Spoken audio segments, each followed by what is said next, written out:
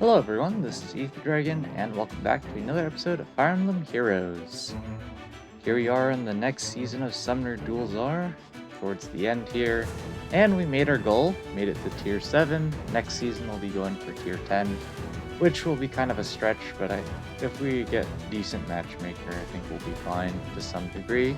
Also depends on the bonus allies, because I'm pretty lazy and just use the bonus ally the whole time, even though after you lose the first time, you technically can just get rid of them and opt to use a different unit that can probably help your team out better.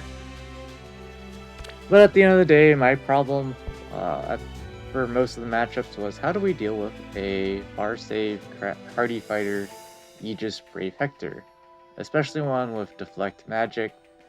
Wasn't necessary because of course Gunthra does absolutely horrendous against Brave Hector without a ton of support because he neutralizes penalties during combat when we initiate into him. So even with triangle attack, we can only attack twice without hard teching something like Lance Breaker. And against the deflect magic set, that still wouldn't end too well. But yeah, decided to run the plus res minus HP Yuri and give him Moonbow, Wings and Mercy just because inheriting from Hala. So yeah, I tested out this team a bit in regular Summoner Duels, and number one thing I was noticing is that Yuri basically never does anything unless there's no far save unit, at which case he can maybe do something. But without further ado, let's get to the replays. And speaking of which, someone requested that I show the replays similar to to how we show the Ether Raid's defense replays. So let's go ahead and get that started. Of course, one of the biggest changes they made to Summoner Duels R is that after you lose a match, you are automatically matched up in your following match against an AI player, aka it should be a free win if you know what you're doing. Heck, you could maybe even auto battle and win, but yeah, you shouldn't lose those kind of matches. So here we just go for a meme bluff, where we pretend we can take out Brave Erica, but in reality we can't. I did a bunch of silly things like this throughout the matches to see what people would do, because we're honestly not trying. Because most of our viable strategies require a competent far save unit, and yeah, we don't have such a thing. Didn't get Ascended Fjorm from the Mythic Heroes banner, so can't even try using her. But Atri here is basically the only unit we care about other than maybe dual peony. If we take out Atri in a 1-for-1 exchange, we're pretty much set. So they decide to pick up the kill with Atri there, and because I've already danced Catra, she has her 3 movement to revenge kill. And so now I've already calced out some things, so figured we could greed a tiny bit here. Figured they were going to make this play here where they move in Harmonized Lysithea and Dance, so we're just getting ourselves into position. But they very smartly place their Lysithea here, so she's still in range of Ash and also can't be attacked because of this wall. Because of course Gunthra can't attack on a forest tile. So I actually give them the option of picking up the kill if they so choose, but we're already in a winning position here. They make an inaccuracy there. It's basically a fatal flaw, or fatal mistake, because we can just pick up the 1-round KO of Brave Alm. Because Brave Erica is no longer within 3 spaces of Ash, so denying the follow-up attack is all gone. I did try using Ash on this team in place of Harmonized Catria before I had her leveled up, and Ash was not doing too well on this map. Main reason being she can't handle all the nukes, and her combat's pretty weak, needing to have 2 units within 3 spaces to get a guaranteed follow-up attack, and then you also have to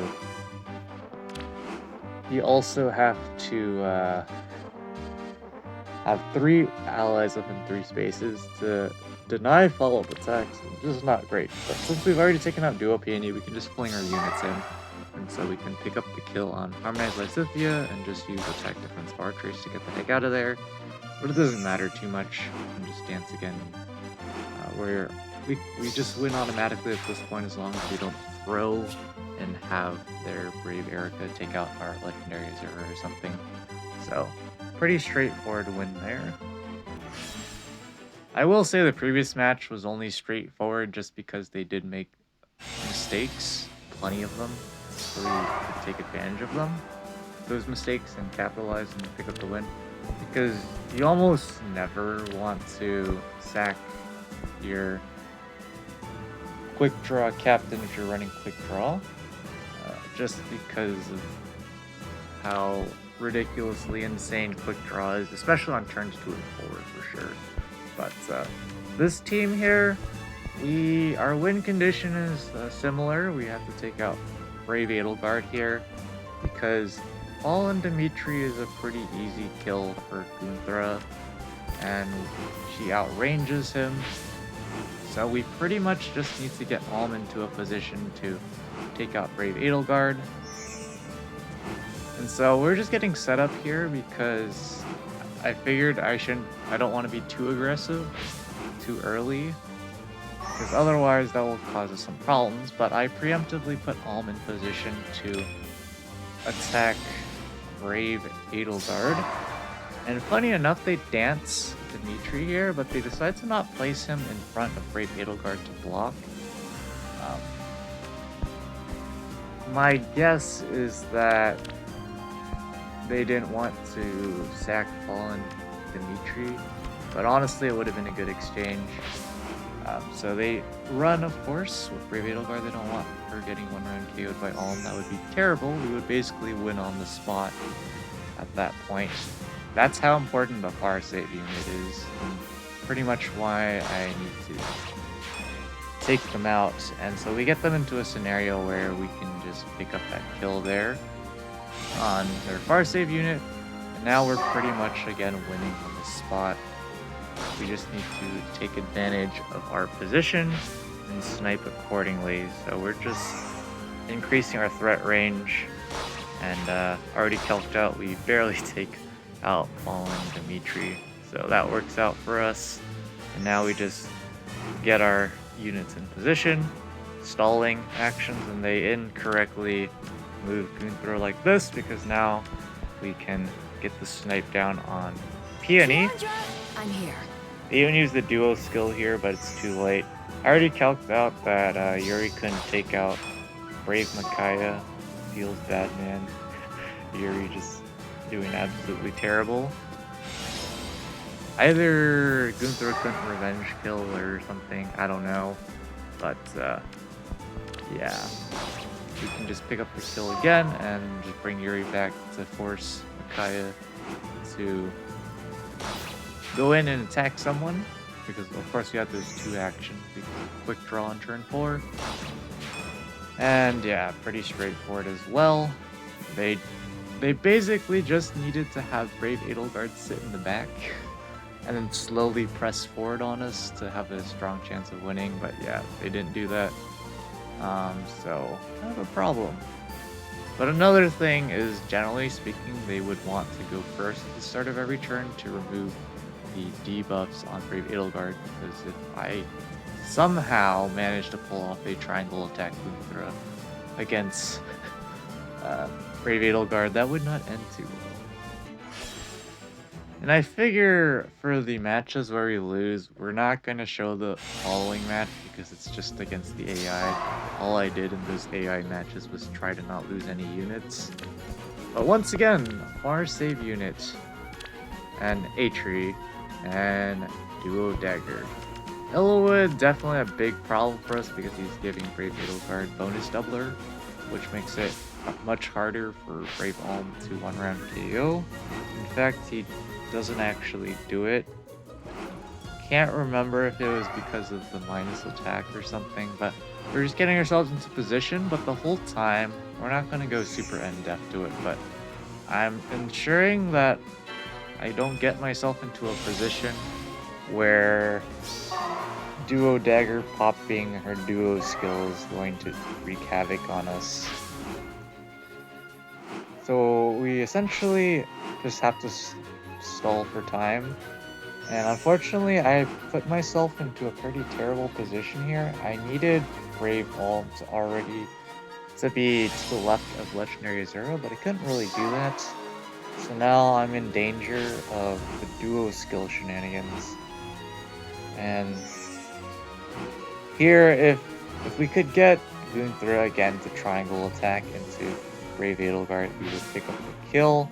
We can't do that, so we're just gonna get pressed back, and our 2-point advantage from hyper pushing turn 1 to get the capture zone points is negated, which is a classic thing we have to deal with. And Brave Alm again unable to kill at this point, so we're just in a really bad spot. Enjoy. So now they can just pop the duo skill, and it's basically over. Just because they're going to be up on capture points regardless, and we just can't really do much here. So here I actually timed out. I actually timed out here and on time, so the auto battle kicked in. So it really didn't matter though at the end of the day, because the AI ends up going like this. But even if I were to run up one space, they can just revenge kill the following turn, and they're just winning because Brave Edelgard is fine against Uri and Boonthra. So it wasn't the end of the world, and again the auto battle kicked in, so Boonthra got rushed in for absolutely no reason. So, and then I think the auto battle kicked in. I might have just bet them the kill just to beat it, but yeah. The only reason why we would bother continuing and not surrendering is to try to get some more points from kills, which reduces the glory you lose, I believe. Can't remember for sure, but we are running a bonus unit, so I guess it doesn't matter as much. And once again, we're up against another Brave Edelgard. Who would have thought? No idea why I ran into so many Brave Edelgards, but that's how it is, I guess. Budget far save unit Kappa. Honestly, don't really know which of the more free-to-play friendly armors is best for far save. Ascended Fjorm is definitely not my favorite. You basically run her if you just want to have the Null Sea disrupt shenanigans.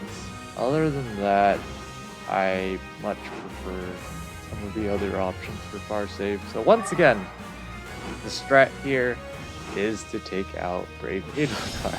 So all they need to do is not get her sacked or exchange for like Brave Alm. So here I give them the option of advancing forward, which they go for, but they're not prepared for it yet because Dual Corn wasn't already there. So now I can advance Alm and pick up the free kill on Ashe because they overextended. That's pretty much all that went wrong here, because now they ran out of actions, of course, because of turn 2 quick draw shenanigans. So now we don't actually kill Brave Edelgard there. We do need the field buff. So I actually probably would have made the same play even if I could kill, baiting it so we could bait in Brave Edelgard and kind of meme their positioning over. So it's actually an exact 1-round KO. I was like, this is not rigged at all. Definitely not rigged at all. But it's a kill nonetheless, and so we're just absolutely winning at this point. Nothing more to say about it. We're just getting ourselves into a better position for turn 4. So we advance Boonthra to pick up the kill on Dual Corn, and then Yuri actually doesn't kill, so I have to have him use foul play to get everyone out. But yeah, Yuri pretty underwhelming in terms of speed. Like this Brave Erica isn't even running his heal. And he's still unable to kill, but I mean, well, what are you gonna do about it? And here we're up against this team here. Pretty annoying team, to be honest, because they have Legendary Faye. The problem is, she's minus HP. So it's much harder for her to not proc life unending after one shot, because, especially if she's debuffed against Gundra. So, we're just spending a lot of time calculating things out. And our win condition here is pretty much just use our dancer advantage and have them overextend, essentially. That was the plan. So they definitely hyper overextend here. They just leave their entire team open to a Yuri hidden run. So I go for the kill on Wolf because of course he's the captain. So now we go into turn 2 of our double action shenanigans. And we can wreak havoc. In particular, we can one round KO Faye before she gets to do anything. And it definitely was not a rigged kill, not at all. But again, at this point, we just have the massive actions advantage. There is nothing they can do to win. On their end, they can just try to run away, but we just bring our units in and they just surrender. Yeah, one thing I don't like about Summoner Duels is the heavy emphasis on, especially on far save tanks, especially because if you have a far save unit, that's my if you have a far save unit that's capable of walling all the enemy ranged units, and you have nukes of your own, you can just press forward on the enemy and pretty much win on the spot, because melee units have an extremely hard time getting in and not go for a billion exchanges. But just getting the initial attack in with a melee unit is extremely difficult if you don't have a far save unit to set up. So once again, our win condition is going after the far save units, and they let us do it here. There's no way for them to block. They can only block one of the 2 tiles. So we can just go in for the kill here, and I troll by attacking from below just because we can. It doesn't really matter too much, but I guess the side thing is if for some reason they didn't kill Alm, Elamine wouldn't proc Staff of the Saint against him, but she's kind of nerfed in Summoner Duels, so about that. Yeah. About that. So, yeah, I'm not entirely sure why people bring Elamine, because her main utility as a full start unit kind of goes down the drain, and on this map in particular, it's pretty meh. And here I give them a scenario where no matter who they dance, they're losing, so it didn't matter who they danced there. Once we pick up the captain, it's over once again. And here is a prime example of what we can't deal with. We're up. It doesn't matter they don't have a dancer. All that matters is that they have a far save unit. And Ashe is just a mobility bonus. It's not necessary. The whole point is this Brave Hector walls everyone. Except Catria, if we can manage to get off an attack with triangle attack against him. Which, again, how the heck would you ever do that when they already have the far save shenanigans, and Ashe especially, to accelerate things. So we're just in a losing position from turn 1. So we're just kind of doing whatever at this point. So I decided to just do a goofball thing because it didn't really matter. And all I did was just leave a unit in where Harmonized Catria is right now, just to keep continually sack units slowly, because we can't do anything. Brave Alm can attack Brave Hector, cool, without getting countered, but he doesn't one round KO, so we just basically lose a unit for no reason, and we would just lose regardless, unless they somehow gave us a free attack off on Brave Hector without them being able to revenge kills. Yeah, here starts the sacking, and they can just use Atri to retreat to the forest tile. They can't do that with Fury, but yeah, it's over at this point because they can just repo Atri out of there. We can't. And by the way, Yuri can't actually take out Atri there. He gets one shot on the counter, of course, and you can't deal with the damage reduction. So yeah, they just keep doing the same thing. Realistically speaking, if we wanted to do something against this team, there really isn't actually anything we can do because of the capture point system. Once we're down even 4 points, it basically becomes you have to murder the entire enemy team win condition, which is already an L.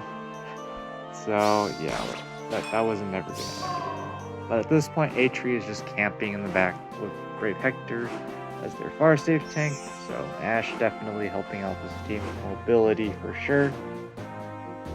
Particularly for Atri, but so yeah, we just do nothing essentially. Just pop the Harmonious, go to do it, and call it a day.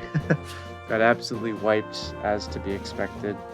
Because even if we took out Gunthra for a different unit, it's like who the heck do we have in our barracks that could deal with Brave Hector?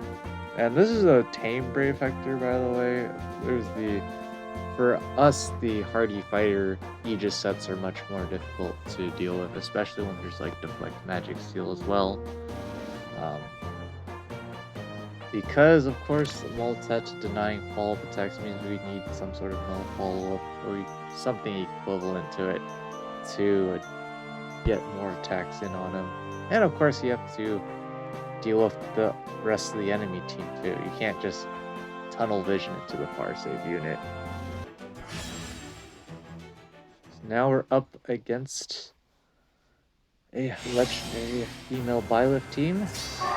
And once again, there's another far save unit, so you know the drill. But this particular Ascended Bjorn is actually pretty weak. What's not weak is the Atri. We 100% have to get rid of Atri at all costs. Of course, they already know that Atri can't get taken out by Gunthra, and even if she did, I honestly don't think they would care too much. But yeah, Atri's damage reduction and pseudo bulk by heavily debuffing the enemy's attack stat during combat definitely makes her quite tanky, similar to like Duels. The two of them function similarly, except Atri's debuffs are more consistent. Duo Dagger needs the attack field buff to go off on her to get the debuff. But at this point, we are just trying to set up a scenario where we can force shenanigans. And so here we force Ascended Bjorn to move out of the way. And to move out of the way and essentially press our advantage using Yuri's foul play. Definitely quite useful for this team. For the melee units particularly, giving them more mobility. So they've placed their units in such a way where I could plop Alm here and go unpunished. So we actually go after Atri because again, Atri's value is worth way more than Ascended Bjorn's, even though she is the far save unit. It's pretty ridiculous. But honestly, either way would have been okay, but the main problem is, how do we kill Atri if we don't take her out with Brave Alm? It would have to be probably from Harmonized Catria, and that would never end well. So they're going to go for the dance here, and we are set up for the revenge kill using Catria here. But we actually stall an action by using drawback so they can't revenge kill with Lysithia. I am pretty sure they do this revenge kill there. So we take out their captain, of course, which means we have the advantage going into the final turn. Final 2 turns here. And so we can take out Harmonized Lysithea. At this point, I've already calced out that Ascended Fjorm cannot take out Harmonized Catria. She is 3 attack short. So attack, defense, near trace, debuffing attack by 3 is quite useful here. Because even the double drive attack here is not enough. Unfortunately for Ascended Fjorm, unable to kill anything, so can't even double Gunther there, so we can just get the clean sweep using triangle attack here. And of course, legendaries are not going to even be able to do 1 damage against Gunthra because she's just so debuffed for attack thanks to Blizzard. So ripperoonies. But yeah, that mostly came down to them, again, overextending their far save unit. Because a lot of people like to press their far save unit forward to advance the rest of the team behind them, but against a strategy like mine, you can't leave them out in front when my win condition in the first place is to fling my melee unit in to take out that far save unit, so yeah, not very great there. They honestly could have just sat back and waited, pretty much, and tried to force me out of the capture zone to try to get capture zone points, because once that goes down, we're pretty much in a losing position almost every time, unless they make a pretty large mistake. But here we are against a slightly over-tiered match. Got straight up matched against a tier 9 opponent, and this team has some decent mobility. They are running Brave Ephraim, so once again our win condition, you can see the theme here is that we need to take out Brave Ephraim, and we can do that with Brave Ulm. So I decide to set up a trap here to stall turns, and they do exactly what you're not supposed to do at all and completely overextend their far save unit. There's no way for them to retreat him. Anyway, placing him here is just objectively better. They can take their time setting up their threat range because they have the far save unit to do it. So we just get the easy press we can easily get an advantage here by taking out their far save unit. At this point, the match is almost over. The main difficulty now at this point is taking out Ashe. And other than that, we just have to press our advantage with our shenanigans. So here I leave Gunthra in range. And I actually didn't calc this match. I was just like, at this point, it was super late. I was just like, what happens if I don't do my daily damage calcs? So I put Gunthra up there in anticipation they were going to do this, but then Gunthra misses the kill on Brave Erica by 1. I like your song. So that's kind of awkward. Thank you, Leanne. So yeah, kind of derpy. They burn their harmonized skill there to burn action time, essentially. They want us to be in a bad spot so they can go for this reposition play, and there you see we missed the kill by 1. They actually pick up the kill on Gunthra, which I'm kind of surprised about. I would have personally taken the kill on Yuri, because Yuri is much more threatening here than Gunthra ever would be. But because of that, we can run away now. And now we dance Yuri here in anticipation of the dance, but in anticipation of many different plays, but that play was the strangest of them all. It makes sense, of course, they want to give Ashe the 3 movement to wreak havoc. I offer Yuri for them to pick up kill on, because I've already calced out that Ashe only one-shots us if she procs her specials, so I can just pop our harmonized skill here. Here we go. Count on me. And this is where we're going to pause the replay here. Guess what they do? Guess what they do? There's a couple of optimal moves here for them to make, and if you figured it out, the optimal play is to run for their lives. Because whatever they do, they cannot let Ashe die here. Especially since Catria's popped her Harmonize skill. She gets Desperation and Resonance Blades, but the Desperation's the main part here. That's what allows us to one-round KO Ash. And again, because so many their allies are gone, Ash can't prevent deny Catria's follow-up attack. So they actually just, I think this is just basically a surrender gesture at this point. But for sure, the best try would have been to run for their lives. It wouldn't have done much better, to be fair, but it would have been a better theoretical try. They can't really win as long as at that point, as long as I play correctly. But the whole point of the running away thing is because we end out with a draw score if I can't take out their legendary female Byleth, like they run out of the capture zone, they just run far, far away. I can't win the match, I can only draw with capture points. So that was their best shot at quote-unquote winning. That would basically be a win for them if they could draw. But I don't think it was possible, I could be wrong.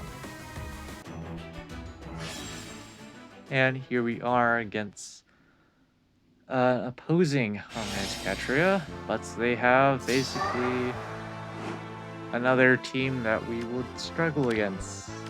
Gunther there's for the debuffs, and here's the Hardy Fighter Aegis Deflect Magic Brave Hector that will ruin our hopes and dreams, especially with the Distant Guard spam. Very solid here.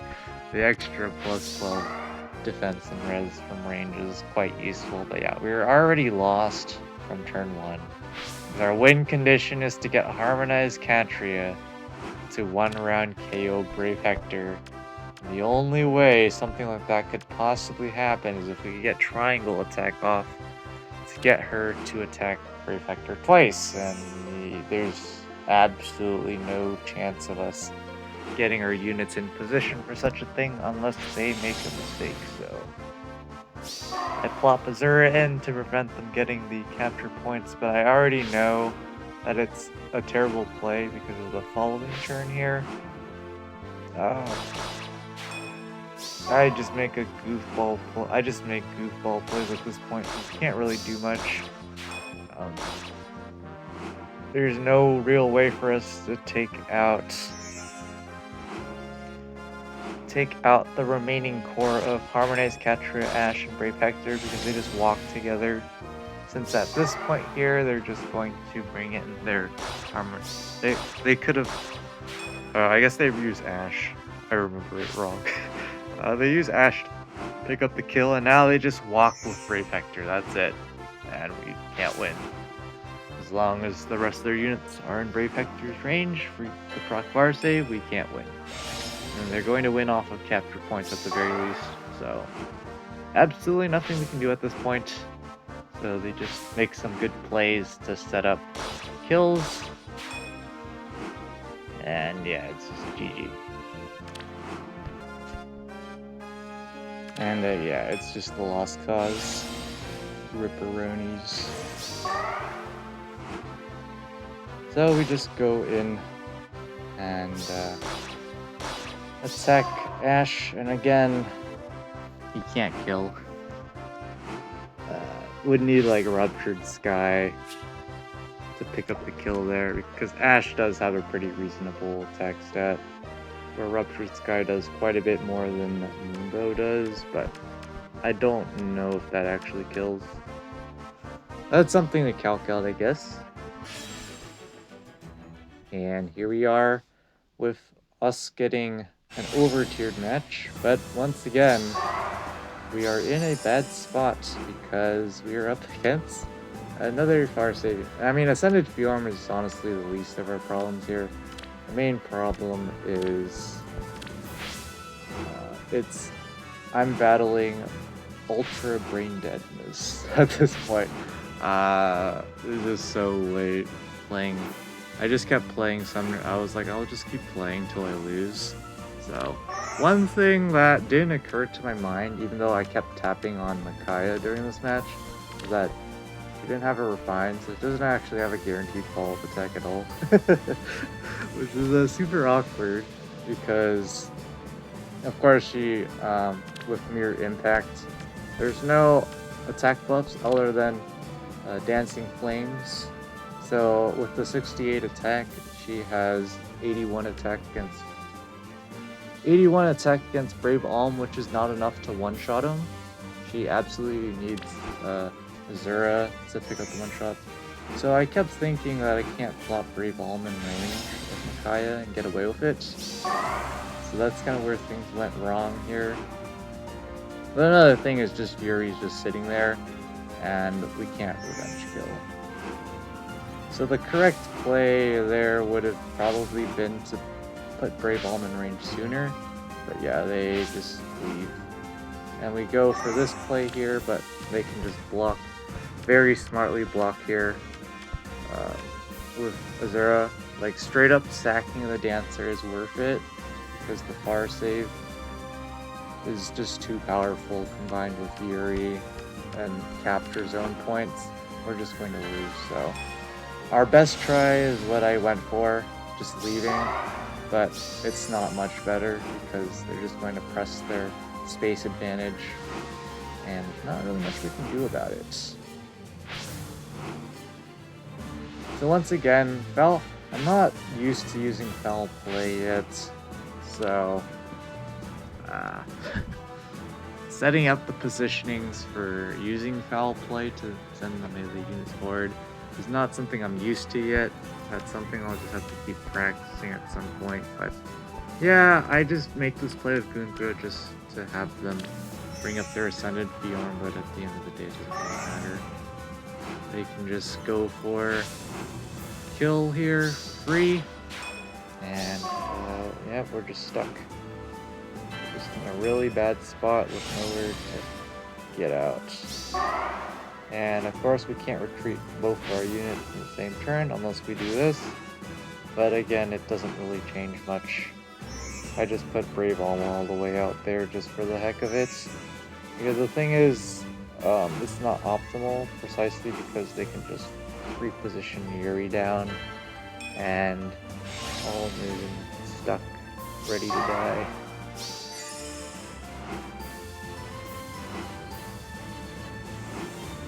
So yeah, we move Alm like that, and they can just reposition their Yuri.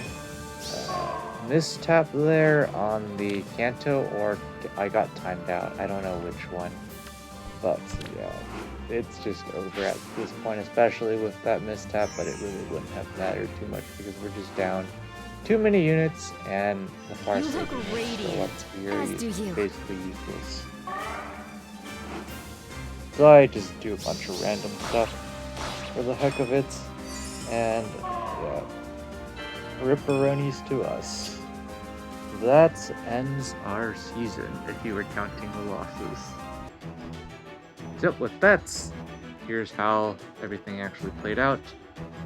The extra glory you get from beating people in higher tiers really only matters if you do it multiple times. It's mostly for ranking purposes because here, as you can see, we are again just outside of top 1k. I don't care too much. The reward difference is pretty negligible. I'm not going to be caring too much about the mode again, because especially if they don't make a lot of changes to this mode going forward, I think more and more people are just going to quit, so it just inherently becomes easier to rank decently. I'll probably just aim to make top 3k or even top 6k. Like, again, I don't care too much about the reward differences here. Mostly just want to be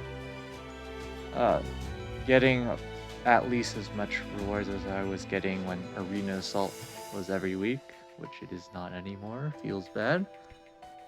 But yep, at the very top, the usual suspects. There is a few more people at the top though, aka one more person. But yeah, the usual suspects to see around the top.